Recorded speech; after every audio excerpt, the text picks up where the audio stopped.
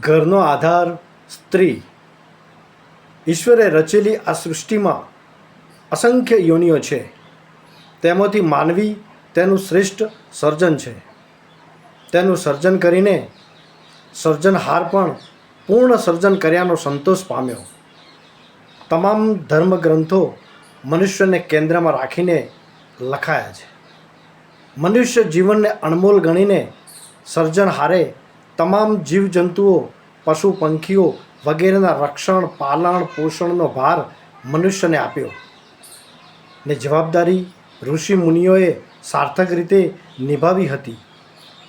પરંતુ જેમ જેમ ભૌતિક જગતનો વિકાસ થતો ગયો, માનવી ભૌતિકવાદમાં વધુને વધુ ડૂબતો ગયો. પ્રભુએ સોંપેલી જવાબદારી ભૂલતો ગયો એ તો ઠીક, પરંતુ એ પોતાની જન્મદાત્રીનો પણ નાશ કરવામાં ખચકાતો નથી. એ નથી વિચારતું કે આજનું ભ્રૂણ ભવિષ્યની અમારી માતા છે. જેવો નાશ કરીશું તો સૃષ્ટિનો વિનાશ ચોક્કસપણે સંભવ જ છે. જનની છે તો જગત છે. જે પ્રભુ પોતાનું શ્રેષ્ઠ સર્જન કરીને ગુમાનમાં રાચતો હતો, તે ઈશ્વર હવે આર્તનાદ કરે છે. રે માનવ, થોભી જા, થોભી જા. મેં તો તને તુચ્છ જીવોના રક્ષણની જવાબદારી આપી હતી. તેના બદલે તું તો તારી જ જાતિનું નિકંદન કાઢવા બેઠો છે. આવું અધમ અને હિચકારું કૃત્ય કરતાં તું જરાય શરમાતો નથી. ભારતીય સંસ્કૃતિમાં સ્ત્રીએ માન, સન્માન અને આદરને પાત્ર હતી. અરે, પ્રભુને પણ જન્મ લેવા માટે માની જરૂર પડી હતી.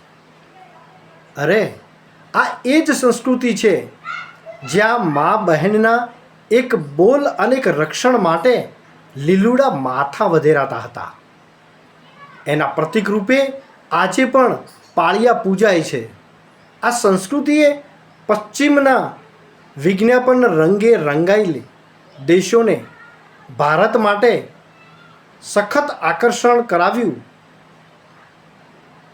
અને આહાર મેળવ્યો.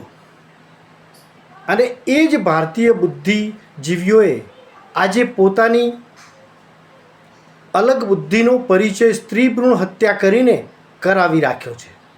શું આ યોગ્ય છે? ભ્રૂણ હત્યા કરતી વખતે કરાવનાર કે કરનાર એકેને વિચાર નથી આવતો કે તેઓ કેટલું અધમ કૃત્ય કરી રહ્યા છે. નારી એ તો રત્નોની ખાણ છે, જેને દુનિયાને એક મહાન પુરુષોની ભેટ આપી છે, અને એ જ લોકો એની હત્યા કરી રહ્યા છે. માનવીને સંવેદનશીલતા હણાઈ ગઈ છે, પણ આવા અધમ કૃત્ય જોઈને કુદરત થરથર ધ્રુજી ગયો છે. હિમાલય પણ ડગી ગયો છે. શું થાય?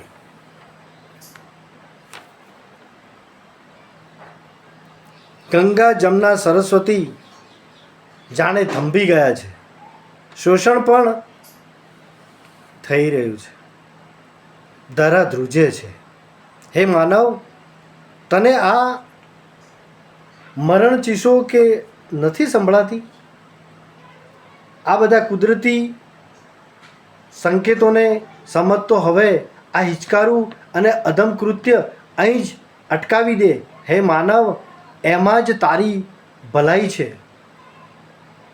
નહીતર આ વસુંધરા માનવ વિહોણી બની જશે અને એનું પાપ તારા શિરે રહેશે.